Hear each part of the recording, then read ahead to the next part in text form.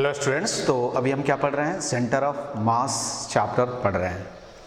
और centre of मास में पिछले क्लास में मैंने बताया था कि कोई भी सॉलिड सिलेंडर है और हॉलो सिलेंडर है तो उस केस में सेंटर ऑफ मास जो होगा है ना, एक्सिस केस क्या होगा, मिड पॉइंट पे लाई करेगा। I mean top and bottom से h/2 पे क्या होगा, सेंटर ऑफ मास लाई करेगा। ठीक है, आज हम क्या देखेंगे कि calculation of centre of mass of cone यदि दिया हुआ है, कौन सा किस टाइप का कोन पढ़ना है अपने को, राइट सर्कुलर कोन पढ़ना है बेसिकली। तो राइट सर्कुलर कोन में हम सेंटर ऑफ मास कैसे कैलकुलेट करेंगे उसके बारे में देखेंगे। तो कोन भी दो तरह के होगा।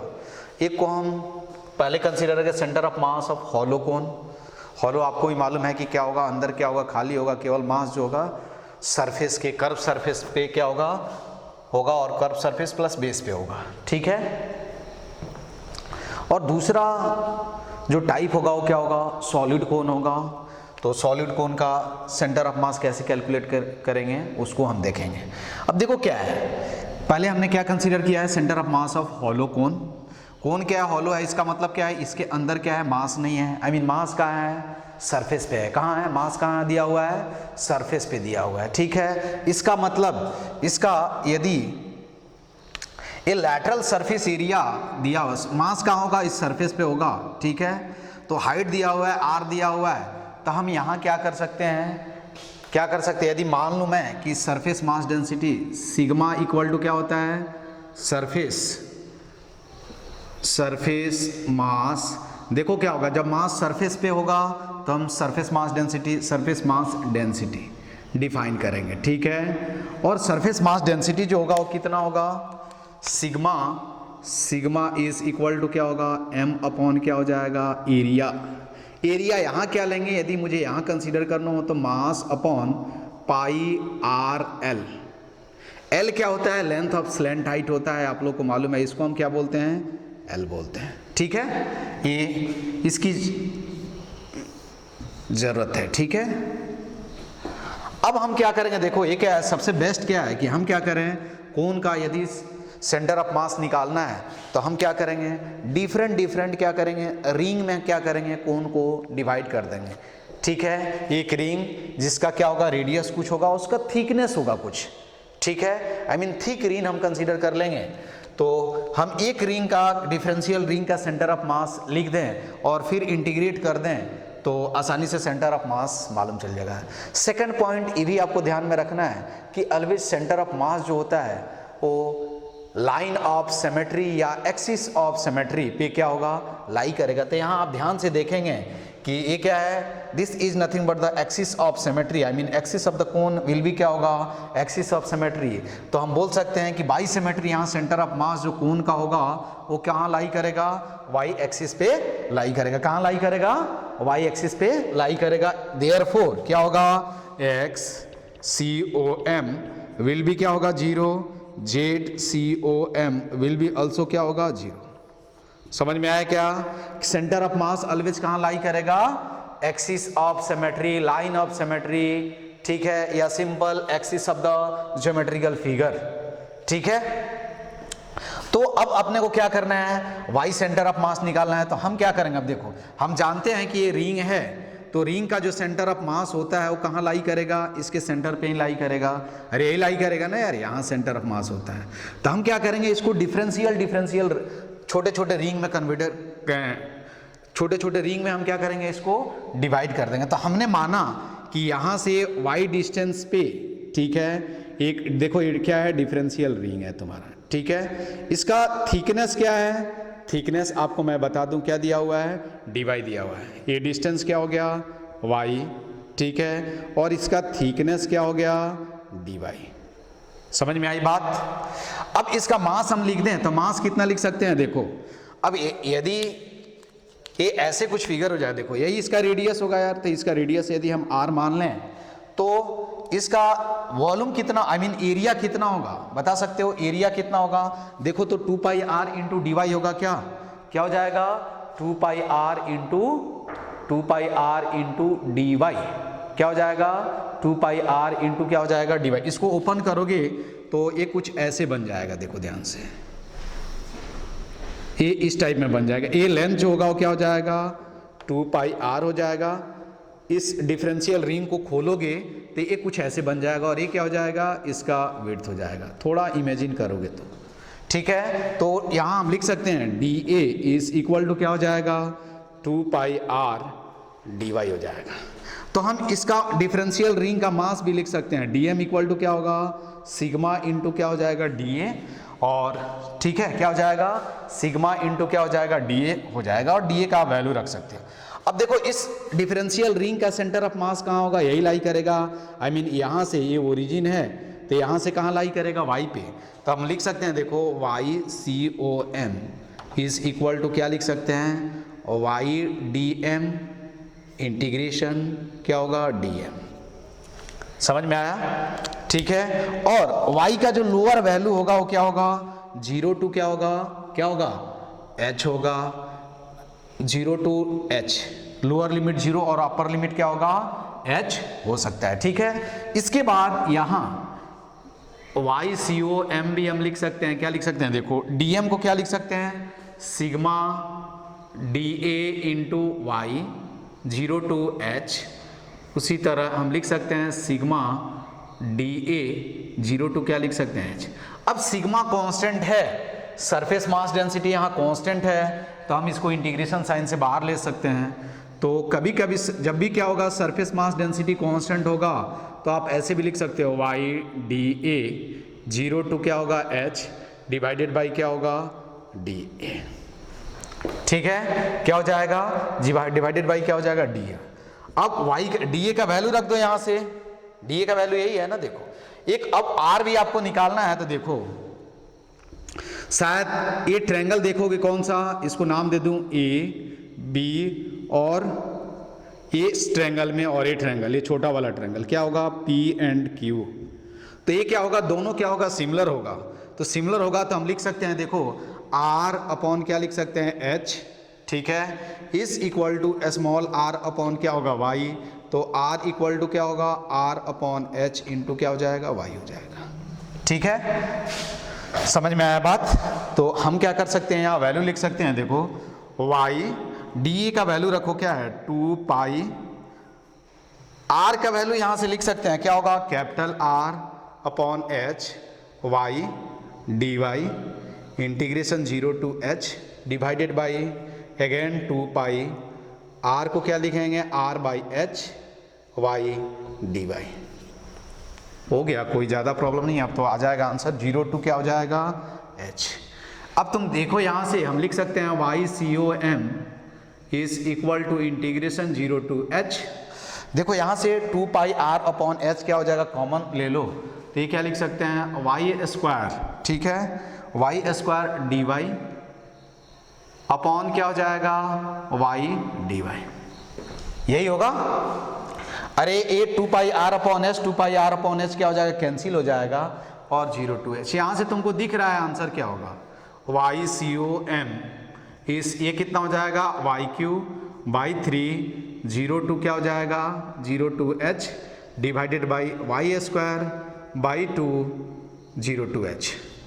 तो y C O m will be equal to क्या होगा, इसको देखो क्या होगा h cube by 3 into h square by 2, I mean क्या होगा 2h अपॉन क्या हो जाएगा 3। ये रिजल्ट आपको क्या करना चाहिए याद रखना चाहिए कि वर्टेक्स से, कहाँ से वर्टेक्स से, यहाँ से सेंटर ऑफ मास जो है उसका पोजीशन क्या है 2h बाई क्या है 3 है, where h is nothing but the height of the क्या होगा कोन, क्या है हाइट ऑफ द कोन। तो ये इंपॉर्टेंट रिजल्ट है, ठीक है, बाद में मैं एक साथ लिखता हूं, ये समझ में आया बात। तो y सेंटर ऑफ मास का जो पोजीशन होगा वो वर्टेक्स से 2h अपॉन 3 हाइट पे होगा, किस केस में, किस केस में हॉलो कोन के केस में, ठीक है। तो यहां मैं डायग्राम ड्रॉ करके और बता देता हूं। तो सिंपल, यदि सरफेस मास डेंसिटी मैंने बताया भी था कि यदि कांस्टेंट होगा तो आप आसानी से डी वाई डी ए वाला ये वाला फॉर्मूला यूज कर सकते हो, ये भी मैं लिखूंगा बाद में एक साथ, ठीक है। तो देखो यही क्या है हॉलो कोन दिया हुआ है, देखो this is hollow cone,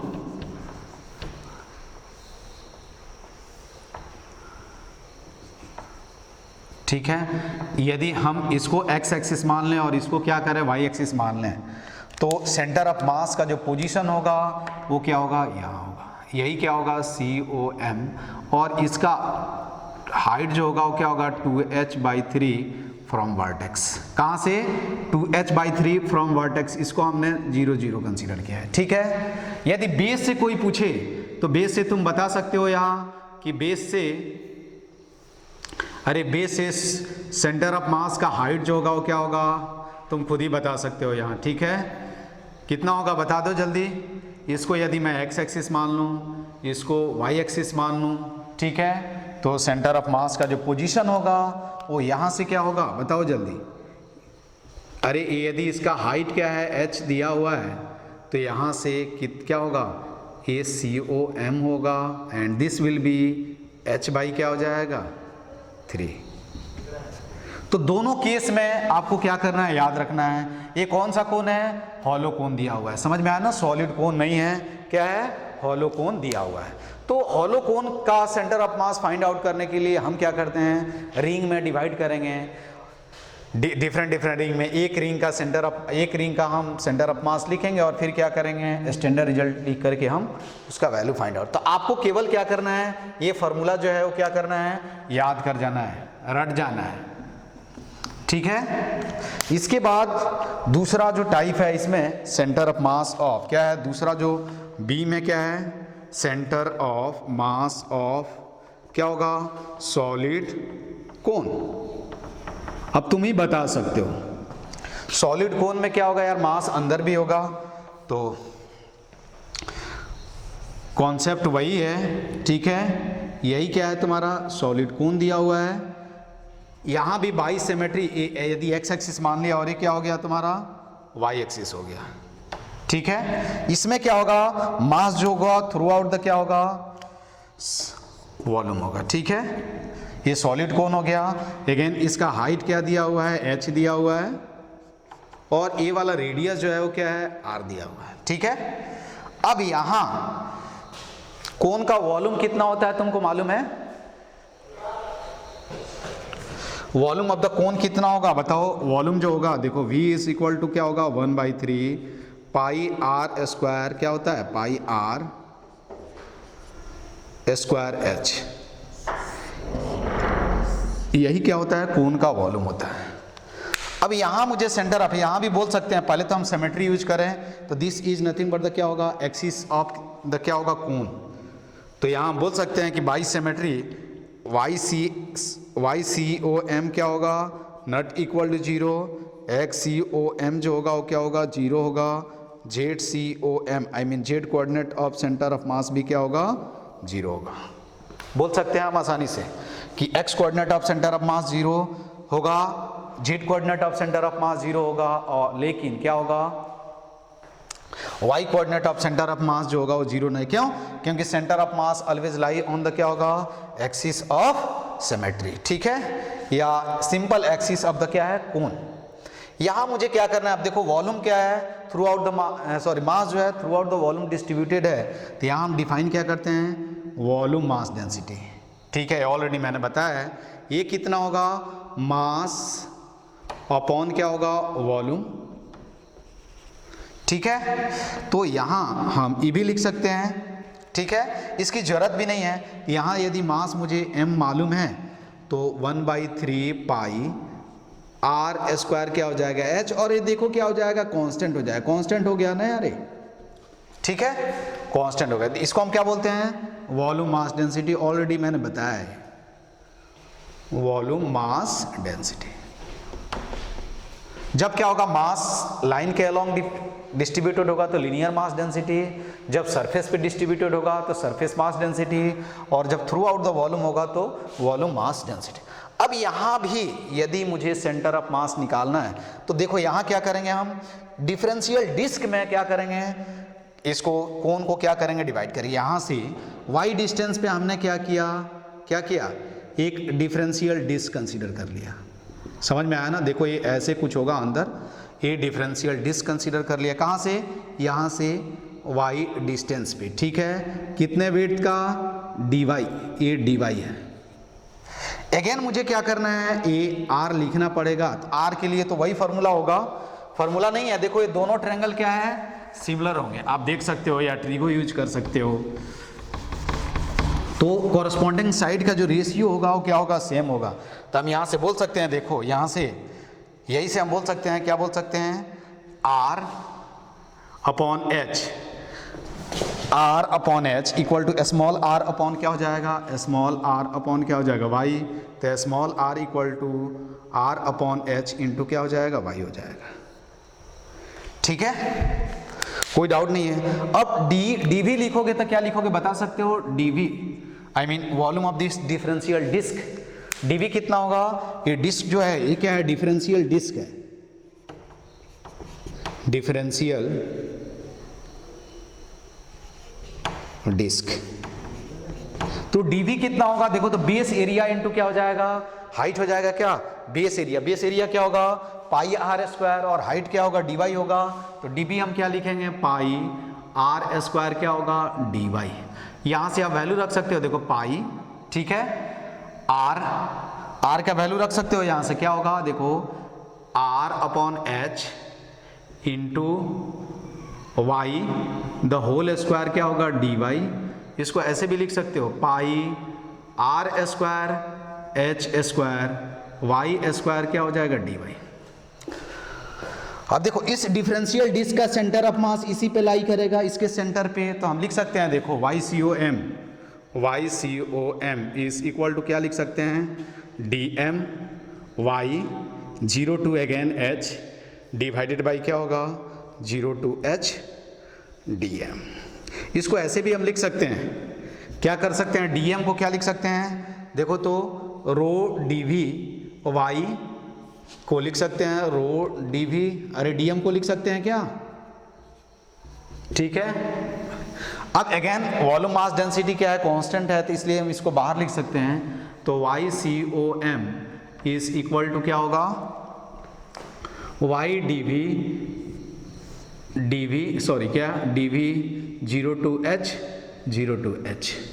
dv का वैल्यू रख दो यार डायरेक्ट, dv का वैल्यू क्या होगा बताओ तुम, dv किधर गया, हाँ हमने dv यहाँ लिखा है। dv का वैल्यू रखोगे तो क्या होगा, देखो इसको मैं बाहर लिख देता हूँ, pi R square H square integration, ठीक है, वाई क्यू dy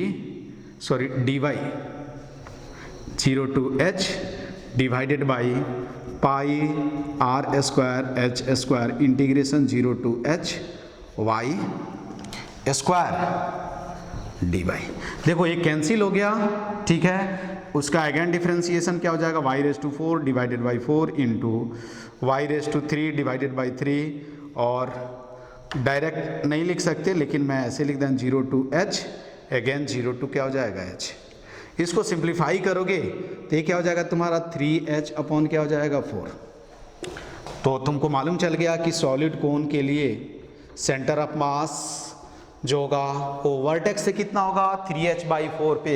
ये क्वेश्चन आया हुआ है, ठीक है, क्या है ये क्वेश्चन पूछा गया है। डायरेक्ट आपको क्या होना चाहिए, ये रिजल्ट याद होना चाहिए कि सेंटर ऑफ मास का जो कोऑर्डिनेट होगा वो बेस से कहाँ होगा, वर्टेक्स से कहाँ होगा, ये आपको ध्यान में देना। तो वर्टेक्स से क्या है, 3h बाई क्या है 4 पे है, ठीक है, क्या है 3h/4 पे लाई कर रहा है, ठीक है। तो उसको हम ऐसे लिख लेते हैं दोनों फार्मूला कि बेस से कितना होगा और वर्टेक्स से कितना होगा, ठीक है। तो देखो यहां से यही क्या है, सॉलिड कोन, ये तुम्हारा सॉलिड कोन हो गया, इसको हमने एक्स एक्सिस मान लिया। ये दिया रहेगा कि इसके रिस्पेक्ट में सेंटर ऑफ मास बताओ, ठीक है, ये तुम्हारा वाई होगा। तो हमेशा याद रखना है, देखो ये टोटल हाइट क्या है, कितना दिया हुआ है, h दिया हुआ है, ठीक है। तो सेंटर ऑफ मास यही होगा, और इस सेंटर ऑफ मास का जो पोजीशन होगा वो 3h बाई क्या हो जाएगा 4 हो जाएगा। ये क्या है तुम्हारा सॉलिड कोन है, ठीक है, सॉलिड कोन। दूसरा यदि तुम देखोगे यहाँ भी सॉरी यहाँ हम बेस से कंसीडर कर लें। बेस से तुम देखोगे सेंटर ऑफ मास, अगेन ये क्या है तुम्हारा कोण है, ये वाई एक्सिस हो गया और ये क्या हो गया एक्स एक्सिस हो गया। तो बेस से आप यदि सेंटर ऑफ मास देखेंगे, यही सेंटर ऑफ मास हो गया COM, तो बेस से कितना होगा h/4 हाइट पे होगा। अब देखो तुमको क्या करना है, केवल रिजल्ट याद रखना है। डेरिवेशन मैं बता रहा हूं कि आपको इंटीग्रेशन यदि आता है तो आप समझ सकते हैं, ठीक है, लेकिन आपको ओवरऑल क्या करना है, मेंस एग्जाम के लिए आपको केवल स्टैंडर्ड रिजल्ट याद रखना है, रिजल्ट याद रखना है, ठीक है। तो एक से याद रखो, एक किसी से आइदर बेस से याद रखो और क्या है वर्टेक्स से याद रखो। तुमको ध्यान क्या देना है, देखो कहीं से भी याद रखोगे, ऑलवेज एक पॉइंट ध्यान में रखना है कि सेंटर ऑफ मास जो होगा ऑलवेज क्या होता है, जिधर ज्यादा मास होगा उधर क्या होगा लाई करेगा। समझ में आया ना, centre of mass will always closer to the क्या होगा हैवियर मास, ठीक है। इसके बाद अब और क्या है, स्फीयर है यार। तो स्फीयर क्या हो सकता है तुमको ही मालूम है, सॉलिड स्फीयर का क्या होगा, सेंटर ऑफ मास उसके सेंटर पे लाई करेगा। लेकिन मुझे क्या करना है, हेमी सॉलिड स्फीयर हो या hollow solid sorry hemi solid sphere हो और हॉलो सेमी स्फीयर हो, तो उस केस में हमको सेंटर ऑफ मास हम कैसे कैलकुलेट करें। तो देखो यहाँ मैं लिखता हूँ कि कैलकुलेशन ऑफ, इसमें डिवाइड कर देंगे, calculation of centre of mass of क्या होगा स्फीयर, ठीक है। तो देखो क्या है, पहले यदि हम कंसीडर कर लें कि सॉलिड स्फीयर,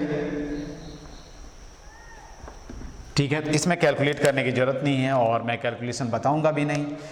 ये देखो क्या है, यही सॉलिड स्फीयर है, ठीक है, समझ में आया। तो बाई मिस्टेक हम बोल सकते हैं, यदि ये जेड एक्सिस मान लो, ये वाई एक्सिस मान लो और एक्स एक्सिस मान लो, तो बाई मिस्टेक हम बोल सकते हैं कि सेंटर ऑफ मास जो होगा वो कहाँ लाई करेगा, इसके सेंटर पे लाई करेगा। आई मीन यहाँ क्या हो जाएगा XCOM 0 और YCOM जो होगा वो क्या हो जाएगा 0 हो जाएगा, ZCOM जो होगा वो भी क्या होगा 0 होगा। ये क्या है, सॉलिड स्फीयर है, ठीक है, क्या है सॉलिड स्फीयर दिया हुआ है। तो सॉलिड स्फीयर के केस में सेंटर ऑफ मास जो होगा, इसका रेडियस r दिया हुआ है, रेडियस r दिया हुआ है, इसका मास मान लो m मान लो, तो सेंटर ऑफ मास जो होगा वो कहाँ लाई करेगा, यहाँ लाई करेगा, ठीक है। बी जो पार्ट आता है इसमें, बी जो पार्ट होगा वो क्या होगा, सॉलिड हेमी स्फीयर, ठीक है, centre of mass of solid hemisphere. Solid hemisphere का सेंटर ऑफ मास निकालना है तो आप कैसे कैलकुलेट करोगे।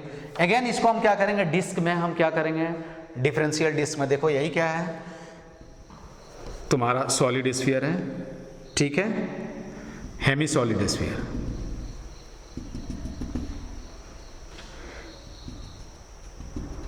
यही ए वाई एक्सिस हो गया और ये क्या होगा, this is nothing but the x axis, ठीक है। सॉलिड स्फीयर आपको ये समझ में आना चाहिए कि ये क्या है, ठीक है। इसका सेंटर ऑफ मास आपको क्या करना है, कैलकुलेट करना है। अब तुम बताओ कैसे हम सोचें इसको, सेंटर ऑफ मास मुझे कैलकुलेट करना है, इसका रेडियस क्या दिया हुआ है, r दिया हुआ है, ठीक है, मास वगैरह से जरूरी नहीं है, आप यहाँ कैलकुलेट। देखो यहाँ सॉलिड स्फीयर है तो हम सबसे पहले क्या डिफाइन करेंगे, इसका मास यदि m है तो हम रो डिफाइन करेंगे, रो, क्योंकि मास जो है थ्रू आउट वॉल्यूम होगा, तो हम क्या लिखेंगे, rho equal to 2/3 pi r³ और ये क्या हो गया, कांस्टेंट हो गया, ठीक है। तो यहाँ से भी देखो बाई सिमेट्री हम बोल सकते हैं कि सेंटर ऑफ मास का जो क्या होगा, सेंटर ऑफ मास जो होगा वो कहाँ लाई करेगा, इधर कहीं लाई करेगा। ठीक है, तो बाई सिमेट्री हम बोल सकते हैं कि XCOM जो है वो भी क्या है, 0 है। ZCOM जो होगा वो क्या होगा, 0 होगा। अब मुझे क्या करना है, YCOM निकालना है। तो हम क्या करेंगे, यहाँ से देखो y डिस्टेंस पे हमने क्या किया, एक डिफरेंशियल डिस्क कंसीडर कर लिया। क्या किया हमने, डिफरेंशियल डिस्क कंसीडर कर लिया। ये y डिस्टेंस पे, इसका विड्थ क्या है, dy दिया हुआ। क्या दिया हुआ है, विड्थ जो है वो क्या है, dy दिया हुआ है। इधर थोड़ा ऐसे कुछ डायग्राम है इसका। ठीक है, अब इसका रेडियस क्या होगा, आप बता सकते हो इसका रेडियस क्या होगा। देखो तो इसका रेडियस यदि हम r मार लें, this is differential disc, differential disc. इस डिफरेंशियल डिस्क का रेडियस क्या होगा बता सकते हो। देखो पाइथागोरस थ्योरम, ये y हो गया, दिस इज r, तो दिस इज कैपिटल R, तो ये क्या हो जाएगा, small r square equal to small r square plus y square equal to r square. तो small r square equal to क्या होगा, r स्क्वायर माइनस क्या हो जाएगा, y स्क्वायर। इसी मेथड से इसको भी प्रूव कर सकते हो, लेकिन मैंने इसको बताया नहीं। ठीक है, क्या हो जाएगा, r स्क्वायर मालूम चल गया। ठीक है, अब मैं dv लिखूं, dv क्या लिख सकता हूं बता सकते हो। अरे डिस्क है, ये देखो ये डिस्क दिया हुआ है, ध्यान से देखना, ये डिस्क दिया हुआ है। ठीक है, समझ में आया। इसका रेडियस r है और ये वाला क्या है, थिकनेस दिया हुआ है, आई मीन हाइट दिया हुआ है। तो r into base area into क्या लिखेंगे, हाइट लिखेंगे। तो बेस एरिया क्या होगा, देखो तो पाई r स्क्वायर इंटू dy, यही होगा क्या, अरे यही होगा ना वॉल्यूम। और यहाँ से लिख सकते हैं dv इज इक्वल टू क्या लिख सकते हैं, पाई r का वैल्यू रखो तो क्या लिखोगे, r square minus y square. ठीक है, इंटू क्या हो जाएगा, dy। अब dm लिख सकते हो यार, dm लिखना हो डिफरेंशियल डिस्क का मास, इसका मास कितना होगा, तो पाई, आई मीन लिख सकते हैं रो पाई। ठीक है, r square minus y square dy। हो गया, कुछ नहीं, आप तो इंटीग्रेशन है। अब मुझे सेंटर ऑफ मास लिखना है, कैसे लिखेंगे बताओ, बताओ कैसे लिखेंगे। अब देखो इस डिफरेंशियल डिस्क का सेंटर ऑफ मास कहाँ लाई करेगा यार, इस डिफरेंशियल डिस्क का सेंटर ऑफ मास कहाँ लाई करेगा, यही लाई करेगा। यहाँ से कितने हाइट पे, y हाइट पे, तो लिख सकते हैं YCOM। देखो YCOM is equal to integration YDM dm। ये क्या हो जाएगा पूरा, 0 to h, sorry 0 to r, sorry 0 to r, ये भी क्या होगा 0 to r। ठीक है, वैल्यू यहाँ रख दो। अब dm को क्या लिख सकते हो, रो इंटू dv लिख सकते हो। तो पहले हम ये लिख लेते हैं, देखो रो dv y अपॉन क्या हो जाएगा, रो dv 0 to r 0 to r।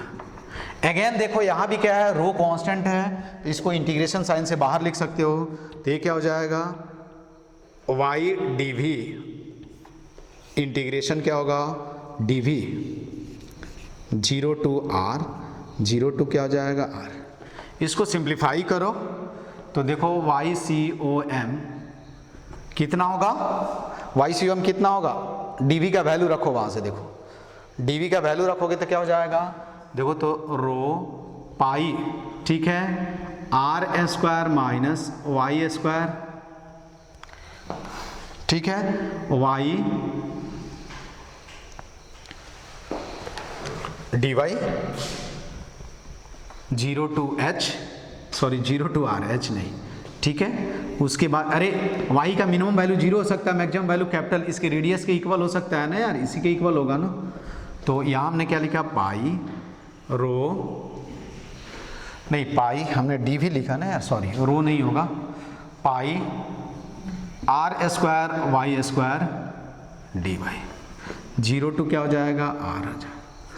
अब इसमें से एक कॉमन ले सकते हो तुम, नहीं हो तो डायरेक्ट इंटीग्रेशन का फॉर्मूला भी यूज कर सकते हो। देखो पाई पाई भी कैंसिल हो जाएगा, तो मैं ऊपर लिख रहा हूँ ऐसे 0 to r, ठीक है, r square y dy minus y cube, ठीक है, 0 to r dy divided by क्या होगा, again 0 to r square dy minus y square dy 0 to r।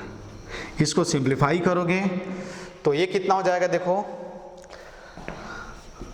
r square, ये हो जाएगा y square by 2 0 to r minus y raise to 4 by 4 0 to r upon क्या लिखेंगे, यहाँ integrate करोगे y का, ये r square constant, r constant है तो बाहर ले लेंगे, तो ये क्या हो जाएगा r square y 0 to r minus y cube by 3 0 to क्या लिखेंगे r।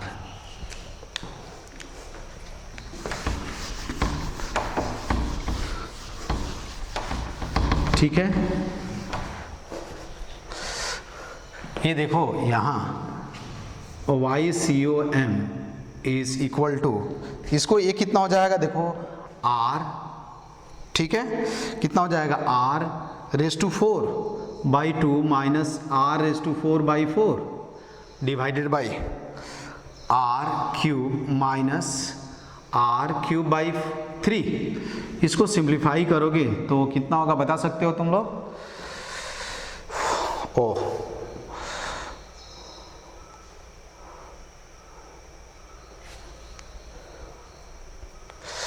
3r स्क्वायर, हमने कुछ मिस्टेक किया क्या, 3r बाई 8 आना चाहिए यार, है ना, 2, ये क्या होगा r स्क्वायर, सही लिखा क्या, dv, तो ओ सही है, सही है, आ रहा है, सही है, सही है, सही है, तो ये क्या हो जाएगा r raise to 4 upon 2 r raise to 4 upon क्या होगा 2r क्यूब इंटू अपॉन 3, ये कैंसिल हो गया, तो देखो YCOM इज इक्वल टू क्या हो जाएगा 3r अपॉन क्या हो जाएगा 8। ये तुमको याद कर जाना है कि सॉलिड स्फीयर के लिए सेंटर ऑफ मास कहाँ लाई करेगा, तो देखो यहाँ से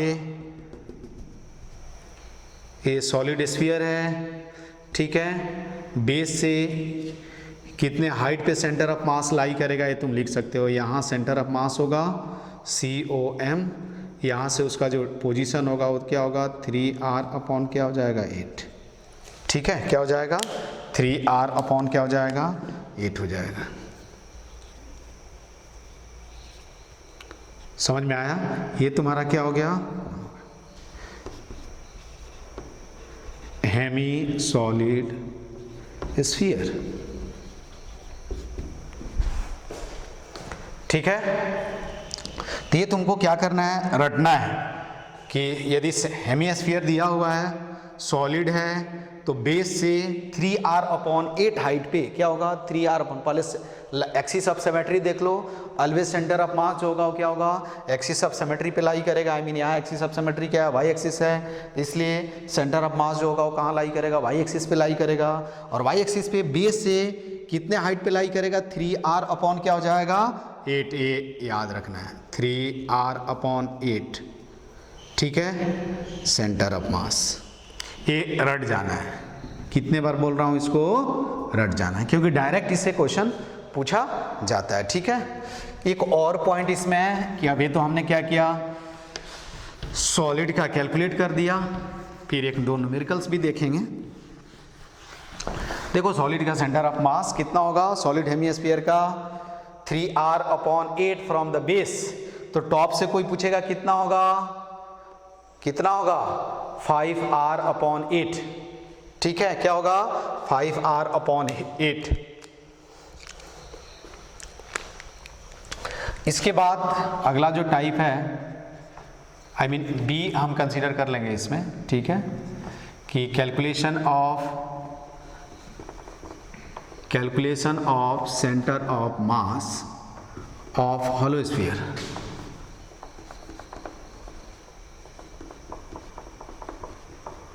हॉलो स्फीयर में देखो ये क्या है, हॉलो स्फीयर है, ठीक है,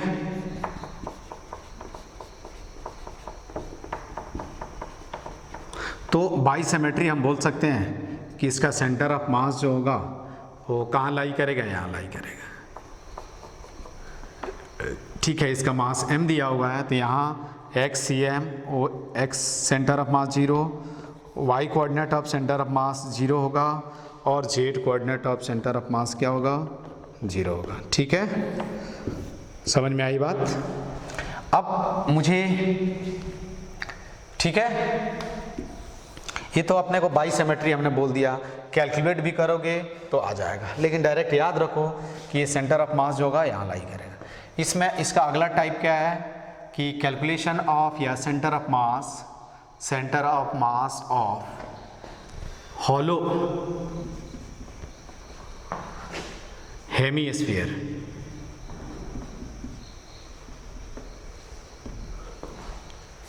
हॉलो हेमीस्फीयर है, देखो ध्यान से, ये स्फीयर है, हेमीस्फीयर है, ठीक है।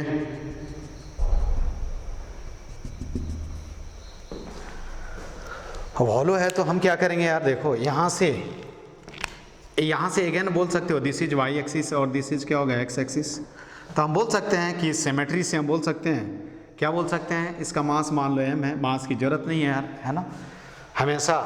तो यहाँ सेंटर ऑफ मास जो होगा ऑलवेज कहाँ लाई करेगा, ये तुम बता सकते हो। तो बाई सिमेट्री हम बोल सकते हैं एक्स सी ओ एम 0, जेड सी ओ एम क्या हो जाएगा, 0 हो जाएगा, और वाई सी ओ एम हमको क्या करना है, कैलकुलेट करना है। अगेन यहाँ मास जो है वो कहाँ है, सरफेस मास डेंसिटी हम डिफाइन करेंगे, सिग्मा इक्वल टू क्या होगा, mass upon 2 pi r square, और ये क्या हो जाएगा, कांस्टेंट है। अब देखो इसको मुझे क्या करना है, इसका सेंटर ऑफ मास निकालना है। तो अगेन हम क्या करेंगे, रिंग कंसीडर करेंगे, डिफरेंशियल रिंग, एक रिंग ये हो जाएगा, ठीक है, और उसका विड्थ जो हो जाएगा क्या हो जाएगा, ये वाला। ए एंगल क्या है, देखो ए एंगल क्या है, थीटा है, तो ए कितना हमने मान लिया, डी थीटा, ठीक है। अब इसका रेडियस आपको मालूम है, इसका रेडियस क्या हो जाएगा, ये हो जाएगा यार, ये वाला रेडियस हो जाएगा, ये आर हो जाएगा, सॉरी ये आर नहीं होगा, स्मॉल आर हमने मान लिया। अब देखो ये आर है, तो ये वाला जो इसका विड्थ होगा वो क्या होगा, I think R D theta हो जाएगा, सही है, समझ में आया ना, ये आर डी थीटा हो जाएगा।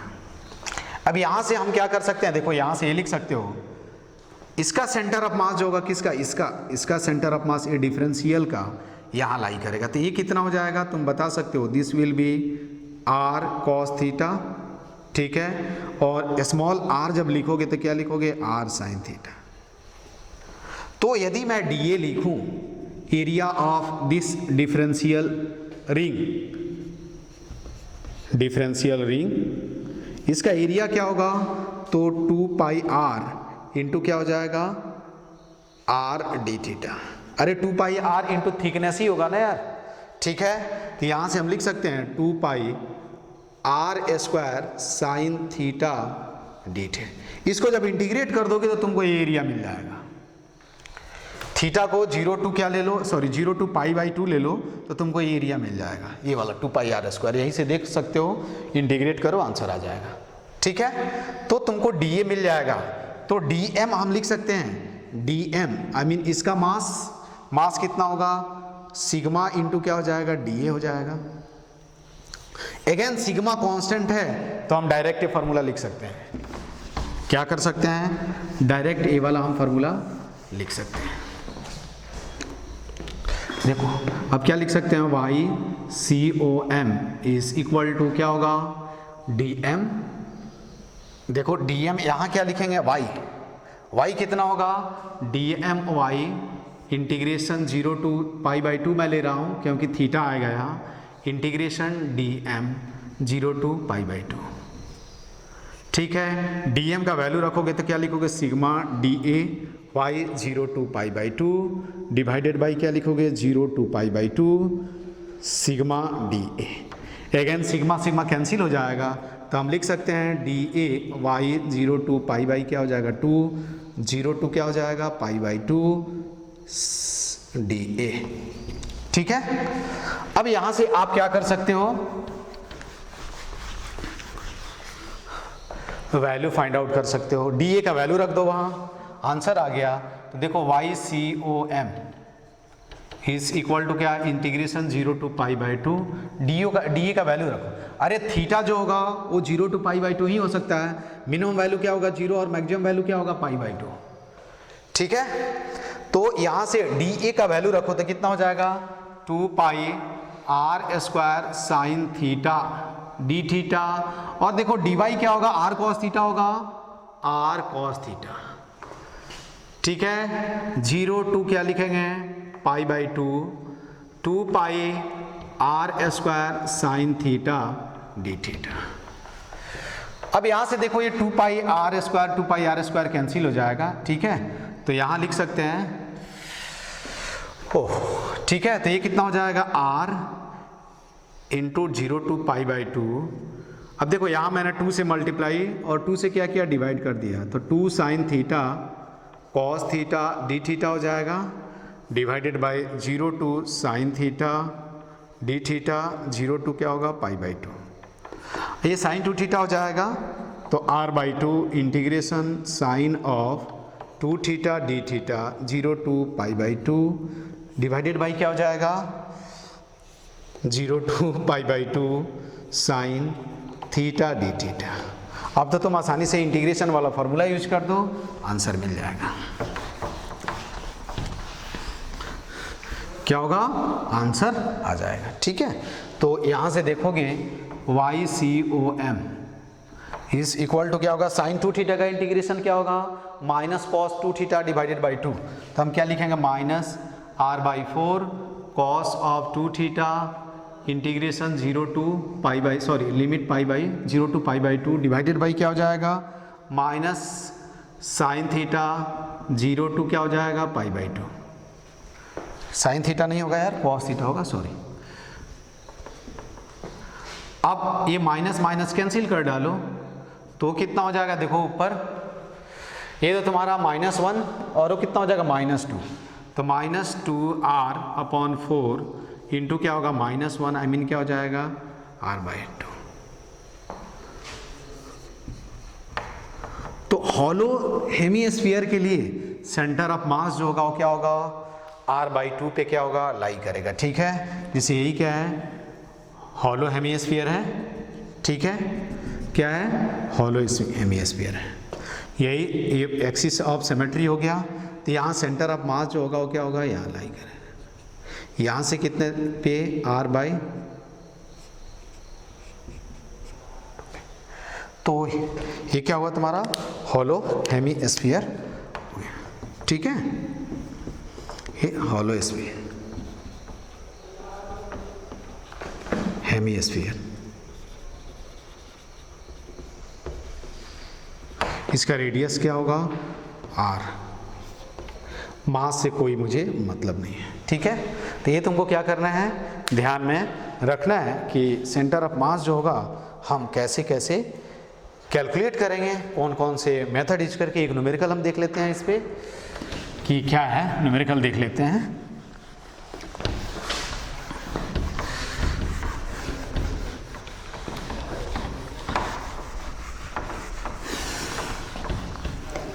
देखो एक एग्जांपल देखो,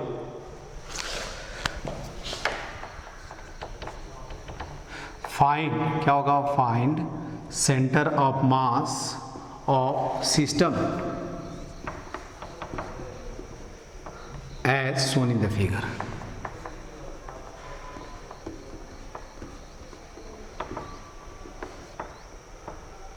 ठीक है, देखो क्या है एक कोण दिया हुआ है,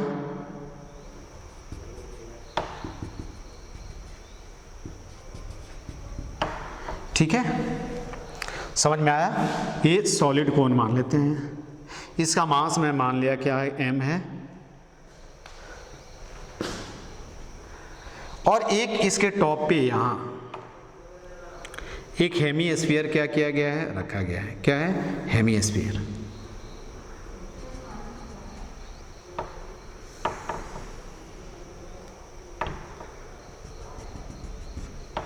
हेमीस्फीयर रखा गया है जिसका अब इसका हाइट देखो क्या मैं मान लेता हूँ, इसका हाइट 3r मान लेता हूँ, इसका रेडियस क्या है, इसका रेडियस मैं मान लेता हूँ r बाई 2 और इसका रेडियस मैं मान लेता हूँ r, ऐसे मैंने मान लिया कुछ दिया रहेगा। इसका मास क्या है, m है, इसका मास भी हमने क्या मान लिया, m मान लिया। ठीक है, समझ में आया? देखो तुमको ये चीजें समझ में, ये भी क्या है, सॉलिड हेमिस्फीयर है, याद रखना।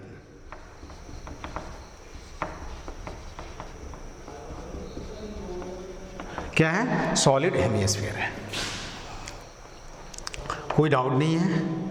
ये क्या है, सॉलिड कोन दिया हुआ है। अब तुमसे पूछा गया है कि centre of mass combined system का कंसीडर। देखो सबसे पहले दिया रहेगा क्वेश्चन में कि एक्स एक्सिस क्या है, इसको एक्स एक्सिस मैंने मान लिया और इसको क्या मान लिया, क्योंकि बिना कोऑर्डिनेट सिस्टम का हम सेंटर ऑफ मास लोकेट नहीं कर सकते। ठीक है, एक कोन है, कोन के टॉप पे आई मीन एपेक्स पे या वर्टेक्स पे एक हेमिस्फीयर रखा गया है। अब तुम बोलोगे सर कैसे रखा हुआ है, ये मत सोचो, तुमको आम खाने से मतलब है। ठीक है, तो ये क्वेश्चन में दिया है ऐसा, तो ये ज़्यादा इसमें दिमाग नहीं यूज करना है, केवल तुमको कॉन्सेप्ट। अब क्या करना है, अब तुम बोलोगे सर इसको हम कैसे सॉल्व करें। अब देखोगे इस सॉलिड स्फीयर को का जो मास है वो क्या करो, इसके सेंटर ऑफ मास पे रख दो। तो centre of mass solid sphere का भी मैंने बताया था कि कहाँ लाई करता है, बताना, यहाँ से कहाँ लाई करेगा, 3r बाई क्या होगा, 3r/8 अभी बताया था। और इसका सेंटर ऑफ मास जो होगा ये यहाँ से कितना, सॉलिड कोन है तो क्या होगा, h बाई क्या होगा, 4 पे लाई करेगा। तो इस क्वेश्चन को हम क्या करेंगे, ऐसे अब पार्टिकल में कन्वर्ट कर देंगे। देखो यही क्या हो गया, ये वाई एक्सिस हो गया। देखो ध्यान से, ये एक्स एक्सिस, दिस इज क्या होगा, वाई एक्सिस। बाई सिमेट्री तुमको मालूम है, ठीक है, कि सेंटर ऑफ मास जो होगा वो क्या होगा, वाई एक्सिस पे लाई करेगा। तो यहाँ पहले तो ये लिख सकते हैं, एक्स सी ओ एम क्या हो जाएगा, 0, जेड सी ओ एम भी क्या हो जाएगा, 0 हो जाएगा यार। ठीक है, अब देखो यहाँ हम क्या करेंगे, इसको, इसका मास क्या है, m है, तो यहाँ रख दिए m मास को। इसका कोऑर्डिनेट क्या है, सेंटर, इसका कोऑर्डिनेट क्या होगा सेंटर ऑफ मास का, देखो ये हमने 3r प्लस क्या है, 3r/8, तो कितना हो जाएगा, 3r प्लस 3r बाई क्या हो जाएगा, 8, आई मीन क्या होगा, 27r/ क्या होगा, 8। तो हमने क्या लिख दिया, इसका कोऑर्डिनेट लिख दिया 27r/ क्या होगा, 8। स्फीयर को उसके उस स्फीयर के टोटल मास को हम क्या करते हैं, उसके सेंटर ऑफ मास। अब कोन को रख दें यार, देखो यहाँ से कोन के जो सेंटर ऑफ मास का कोऑर्डिनेट है वो क्या है, h/4 है, आई मीन 3r 0, क्या है 3r/ क्या हो जाएगा, 4। अभी मैंने बताया था इसका भी मास क्या हो गया, m हो गया। अब ये तो यही क्वेश्चन हो गया कि दो पार्टिकल को हमने y एक्सिस पे रख दिया है, तो यहाँ लिख सकते हैं यार क्या होगा, देखो तो YCOM इज इक्वल टू क्या होगा, m1y1 plus m2y2 divided by क्या होगा, m1 प्लस m2। यही पढ़े हैं ना हम, अब हो गया, अब तुम फार्मूला यूज करो। तो ये क्या होगा, m1, देखो मास सेम है तो हम लिख सकते हैं यहाँ y1 प्लस y2 बाई क्या लिख सकते हैं, 2 लिख सकते हैं क्या, y1 का वैल्यू रख दो तो ये कितना हो जाएगा, देखो 27r/8 plus 3r/4 divided by क्या हो जाएगा, 2। तो यहाँ से तुम YCM तुमको मालूम चल जाएगा, YCM। तो YCM कितना होगा ये आप यहाँ से बता सकते हो। देखो आई थिंक ये 6 हो जाएगा, ठीक है, तो आई थिंक कितना हो जाएगा, 33r डिवाइडेड बाई क्या हो जाएगा, 8 डिवाइडेड बाई 2। तो आई मीन कितना हो जाएगा, 33r/ क्या हो जाएगा, 16 आंसर हो जाएगा। तो YCOM इस सिस्टम का जो होगा वो कहाँ लाई करेगा, 33r/16 सेंटीमीटर जो भी होगा लाई करेगा। समझ में आया क्या? तो इससे अपने को क्या मालूम चल गया, सेंटर ऑफ मास अपने को मालूम चल गया कि कंपोजिट सिस्टम का सेंटर ऑफ मास हम कैसे कैलकुलेट करेंगे। तो ये आपको जैसे बहुत सारे एग्जाम्पल बन सकते हैं, केवल तुमको क्या करना है, याद रखना है कि इस टाइप के क्वेश्चन दिए हुआ सब ऑब्जेक्ट का क्या करो, उसके सेंटर ऑफ मास के का कोऑर्डिनेट लिख डालो और उसके सेंटर ऑफ मास पे उस ऑब्जेक्ट को रख दो और पॉइंट की तरह उसको ट्रीट कर दो और फिर फॉर्मूला यूज करो, आंसर आ जाएगा। ठीक है, इसमें कोई ज़्यादा हाईफाई रूल यूज़ नहीं करना। जैसे ये देखो क्या दिया हुआ है, देखो ध्यान से। तो एक हमने यहां क्या किया, सिलेंडर कंसीडर कर लिया, ठीक है। ये सिलेंडर की क्या है, बेस पे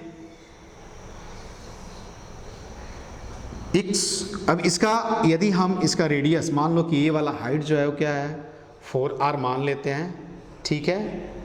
समझ में आया ना, यही तुम्हारा एक्सिस हो जाएगा। देखो ऐसे कोई सेंटर ऑफ मास पूछा जा सकता है कैलकुलेट करने के लिए, ये सिंपल न्यूमेरिकल है, जस्ट मैं बता रहा हूँ। ये क्या है, चलो इसको मान लेते हैं हॉलो कोन मान लेते हैं, हॉलो कोन। ये क्या है, सॉलिड सिलेंडर मान लेते हैं, दोनों का centre of mass solid cylinder.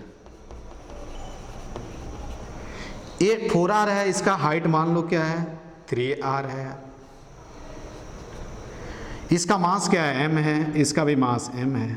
अब आपसे मैं बोलूं find locate centre of mass, centre of mass of क्या है सिस्टम, कैसे लोकेट करोगे? अगेन कुछ हाई फाई रूल है क्या इसका? नहीं है ना यार। अब अलग अलग सिलेंडर का सेंटर ऑफ मास लिख डालो, सिलेंडर के मास को उसके सेंटर ऑफ मास पे रख दो, कोन के मास को उसके सेंटर ऑफ मास पे रख दो, ठीक है। तो अभी हमने देखा था कि इसका तुमको देखो अब क्या करेंगे, इसका सेंटर ऑफ मास कहाँ लाई करेंगे, यहां से r/3 पे, अरे यहां से ये r/3, ये सेंटर ऑफ मास हो गया इसका। इसका सेंटर ऑफ मास क्या होगा, यहां से कहाँ लाई करेगा r/2 पे, ये सेंटर ऑफ मास हो गया, ठीक है। अब हम क्या करेंगे, उसको y एक्सिस पे सभी मास को रख देंगे। यहां भी तुम बोल सकते हो कि x_COM 0, z_COM 0, ठीक है।